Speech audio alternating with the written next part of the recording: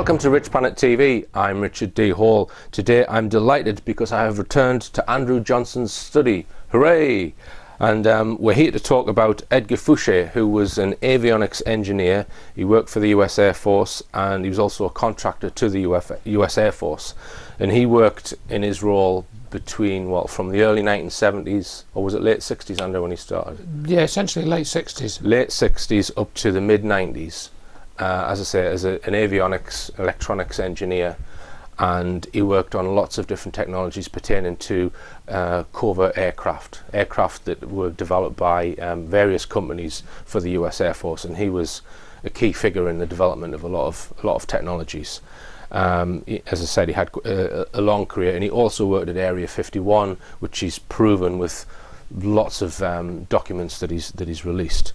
Now, Andrew's just finished a series of very lengthy Skype interviews with Ed Fouche, and we're going to talk about the information in those interviews today. And we're also going to talk about some of the lectures that Ed gave in 1998 about the technologies that he was given information on. So just tell us, Andrew, how did you find out about Edgar Fouche, and how did you get into these lengthy discussions with him? Well, that was basically because I'd been looking at the anti-gravity sort of research and technology following my discovery of the Disclosure Project in 2003. So by 2004 I'd started looking to this, what's this anti-gravity stuff, is there anything in it, and what's the information that's available about that. And I came across a presentation which was done in 1998, although at the time I think I got confused and I thought it was done in 2001. This chap called Edgar Fouche, and he was talking about this flying triangle, which we'll talk about later, and I thought, that's really interesting. Mm-hmm. And I found literally some text and some images from this presentation, and he talked about some very specific bits of information, which again we're going to probably cover a little bit here.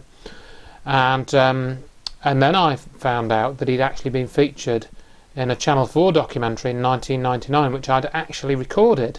Mm-hmm. So I went back to my video archive and I found this and I watched it on VHS, and there he was for a couple of minutes talking about this work in Area 51. Mm-hmm. And so that was the first time that I actually heard his name and realised who he was. Right. Now you've got recorded round about 6 hours of interviews with Edgar Fouche. Anyone who wants to watch the full interviews can watch it from this link on the screen now. And also on that page there's about an hour and a half long lecture featuring Edgar Fouche, and also there's the clip from the Channel 4 programme as well. So anyone who wants to spend several hours on this can do it from these links. Now just summarise for us, Andrew, his career from the early 70s through to the mid 90s. Just tell us the key places, because he worked at a lot of different secret facilities, didn't he? Drafted from college during the Vietnam conflict, and he went into pararescue, which was like a sort of rescue team within the Air Force, and they would go in and actually try and rescue people that were injured in combat and this sort of thing. But he was only in there about a week and he injured his ankle. Mm-hmm. Or a month I think he was in, so he had to come out.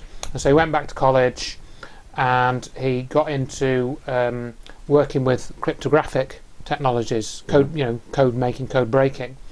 And he sort of ended up in doing different schools at college, different courses on cryptographics, on electronics, on avionics. He did multiple different courses, and when I spoke to him he said most people did like 2 or 3 courses and then they went into a field and they would then just work in that field for the rest of their career. But somehow he ended up, because I think he had something of a thirst for knowledge, he ended up doing lots of different courses and gaining lots of different experience. And he also made a bit of a name for himself, because one of the key stories that he told me there were 2 key stories. Mm-hmm. Was one where he was doing some in a cryptographic school, and he basically realised that there were like about 30 codes which you could use to unlock this system, which was talking to an aircraft for transmitting some type of signal. And he learned all of these 30 codes, and in the class he said, I can crack this code immediately. Mm-hmm. And he'd learned all the test codes. Basically there's about 30 of them. Mm-hmm. Mm-hmm. And he showed his teacher, and he said, right, I'm just going to make up a random code now. And he put another. He said he was putting a random code in, and that code worked. And the teacher says, blimey, how did you do that? You know. Right. And then that all went higher up. He'd read the back of the manual and remembered it, or something like that. Yeah. I mean, he'd remembered an unusually large number of test codes, which nobody else had done. So it looked like he could crack it just with telepathy or whatever, you know, or something. And that got him attention higher up. You know, that's what he was then visited by someone, possibly from the NSA or somewhere. Yeah, something like that. Yeah. And so he was kind of earmarked, and they realised that, you know, that he was pretty hot on what he was doing. And he was also getting more and more well qualified, and so that really he gained a reputation for being very good at problem solving. He was one of these people. He told me, for example, that he did a psychometric test, and it came out that he was very good with what they call abstract logic, where they can describe a problem, and then, you know, your brain works on it in the background. And then, you know, you can think of the solution very quickly. He was very good at that. He was very intuitive about working out solutions. And he mentioned that he would get called into various programs when they were going wrong, and he would get people around him, sort out all the problems, and get things back on track. And over a period of years, he developed a very strong reputation for that. So just some of the areas or facilities that he's worked at: Edwards Air Force Base, Area 51, and Groom Lake, Groom Lake. As he calls it. And the other thing about him is that he's produced more documents to validate his story than anyone, really. That's essentially one of the things that you know, he shows us, and it does separate him from a lot of the other witnesses that have come forward. He said that he kept 900 documents with him.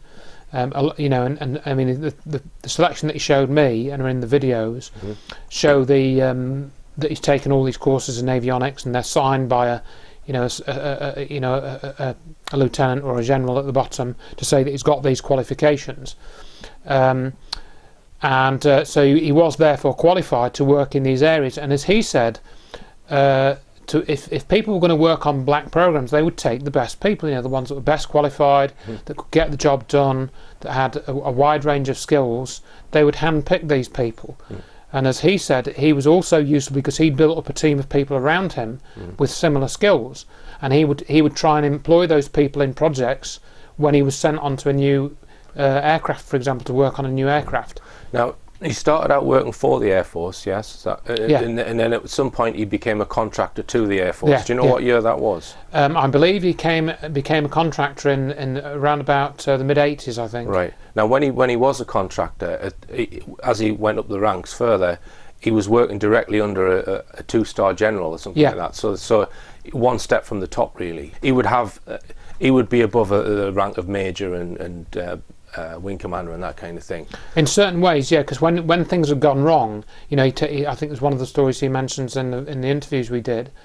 When things were going wrong, and there was a general that he was working for, who didn't want Ed to do what he was going to do with the project, and he went to his superior, and his superior said to the general, "Look, you do what Ed Fouche says because he will sort this out. So you just do what he says." So he got that reputation for being a problem solver, although in his rank he was perhaps, in his official rank he was below people. Because of the way that he was doing the work and getting jobs done, he had quite a lot of control over how projects were being done. Now, a lot of people have asked, well, how on earth can someone disclose this kind of top secret information without retributions and without being locked up and that kind of thing? And one of the reasons is because he liaised over a lot of years with 6 other experts and pilots, and they shared information. So some of the information was not directly projects that he was involved with. Correct. It was what someone else had told him. So he can effectively disclose that because he's not directly given information from a project that he was involved with. And he also mentions that on some of the projects they overlooked signing particular things, so he was able to disclose information. That's what he alleges. So if we just come on to it says here that he had 4,000 hours of training, 50% of which was classified, so you can't reveal details of that. And he has produced documents to prove all of this. Now, he mentions 6 confidants that he had over a period of years that gradually built up information and shared information together in their time in the forces. And he lists 2 people or 3 people who were involved with the NSA, one of whom is dead. an ELINT engineer, that's electronic intelligence engineer, who was working for the NSA, an SR-71 pilot who he met, I think, at Edwards Air Force Base, another NSA guy who was involved with Vietnam, Department of Defense contractor, electronic engineer who was also dead. So a couple of the guys who we got a lot of this information from have died, and many pilots as well who gave him information. Yeah. So can you just give us some background on these contacts that he built up and how they've kind of operated? Well, as I understand from what he said in the interviews, he met these people, as you said, over a period of years in various projects, because he was travelling around the country quite a lot in the US to the various Air Force bases, and he also came to the UK. He was actually came to do some work at one of the UK Air Force bases, and I asked him about that, and he was like here just for I think 2 nights. He flew in on a military jet, fixed whatever system or serviced it or set it up, and then he flew back to the States, and that's the only time he's been to the UK. So when he was travelling that widely, he met a lot of people with a lot of expertise, and obviously he kept in touch with a few of these who you've listed there. And there was one chap in particular I remember he mentioned called Dale. That was the name he told me, was this chap who gave him quite a lot of information.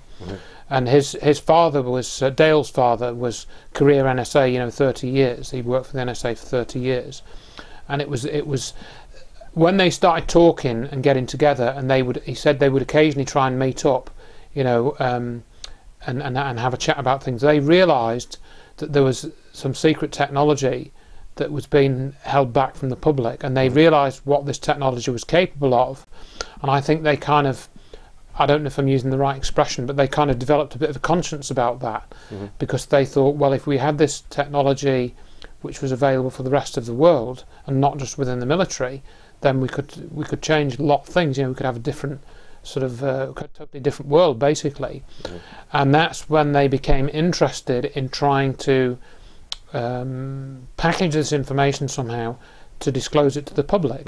The TR3B is probably the most notable thing that he's released information on, that he got information from a pilot and possibly other sightings as well, when he was at Groom Lake and various other places, which we will come on to. But we're going to talk initially about some of the other technologies that he's touched upon after this short break.